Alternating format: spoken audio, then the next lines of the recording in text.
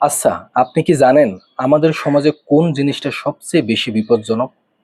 কোনো মেয়ের পার্কে বা রেস্তোরাঁয় অবৈধ মেলামেশা নয়, বরং তার সগৌরবে কবুল বলে পবিত্র বিয়ের বন্ধনে আবদ্ধ হওয়া। ১৬ বছরের একটি মেয়ে যখন বিয়ে করে উমরাহ করতে যায়, তখন একদল মানুষের বিবেক এমনভাবে দংশন করে যেন পৃথিবী রসাতলে যাচ্ছে। কিন্তু কেন? কেন আমাদের সমাজে বৈধতাকে ভয় পায় আর অবৈধতাকে মুক্তি দেয়?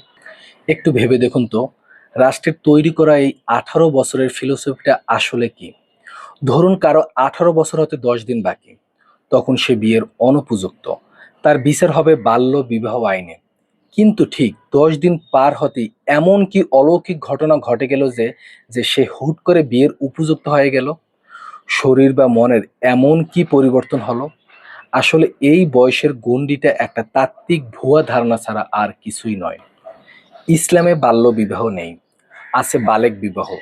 যখন একটি ছেলে ও মেয়ে শারীরিক ও মানসিকভাবে পরিপক্ক বা বালেগ হয়, তখন তাদের সম্পর্ককে ইসলাম স্বীকৃতি দেয়। ইসলামে বিয়ের কোনো নির্দিষ্ট বয়স নেই, আছে প্রয়োজনের তাগিদ। রাসূল সাল্লাল্লাহু আলাইহি সাল্লাম বলেছেন, বিয়ে তার সুন্নত। চরিত্র রক্ষায় যখন বিয়ে ফরজ হয়ে দাঁড়ায়, তখন ১৮ বা ২১ বছরের দোহাই দিয়ে কাউকে গুনহের পথে ঠেলে দেওয়া কি কোনো সুস্থ মানুষের কাজ হতে পারে? এবার আসি রাষ্ট্রের সংজ্ঞায়। মামুনুল হক সাহেবের ক্ষেত্রে আমরা কি দেখেছি? যদি পাত্র পাত্রীর ইজাব কবুলি বিয়ের মূল ভিত্তি না হয়, তবে কেন তাকে এত হয়রানি করা হলো? আর যদি ইজাব কবুলি বিয়ে হয়, তবে লুবাবার বিয়ের দাবি মেনে নিতে আপনাদের এত চুলকানি কোথায়? একদিকে সম্মতিতে অবৈধ সম্পর্ককে ব্যক্তি স্বাধীনতা বলা হয়, অন্যদিকে অভিভাবকের সম্মতিতে করা বিয়েকে অপরাধ বানানো হয়। এই দ্বিমুখী নীতি প্রমাণ করে সমস্যা বয়সে নয়, সমস্যা আপনাদের ইসলাম বিদ্বেষী মানসিকতায়।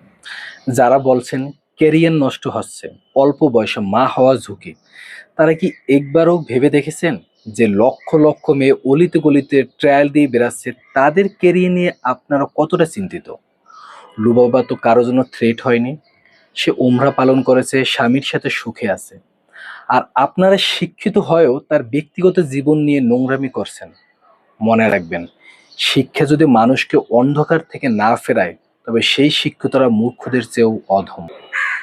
আসুন আমরা ব্যক্তি ও সমাজ জীবন থেকে এই নিফাক বা ভণ্ডামি দূর করি, জিনা এবং অবৈধতাকে না বলি, আর আল্লাহর দেওয়া পবিত্র নেয়ামত বিয়েকে সম্মান করি। ইসলামের সুমহান সত্য বুঝতে শিখুন, তবেই সমাজ আলোকিত হবে।